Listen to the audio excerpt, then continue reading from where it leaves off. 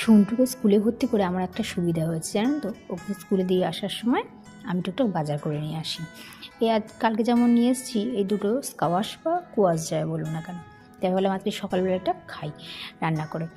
তাই একটুখানি ওটা আমি কেটে লম্বা লম্বা করে কেটে নিয়েছি প্রথমে, তারপরে ওটাকে পিস পিস করে কেটে একটু জলে ভাপিয়ে নিয়েছিলাম এই 5-7 মিনিটের মতো।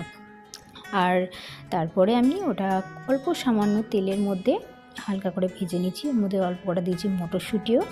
তারপর ওটা তুলে নিয়ে আমি কোচানো পেঁয়াজ, একটু জিরে ফোড়ন দিয়েছিলাম, তারপরে কোচানো পেঁয়াজ, লঙ্কা, আদা কোচানো দিয়ে একটু নেড়ে টেড়ে নিয়েছি।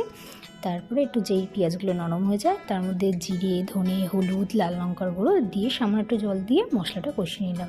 ভাজা স্কোয়াশগুলো আমি দিয়ে একটু নাড়াচাড়া করে নিয়ে গরম জল ঢেলে দিয়েছিলাম।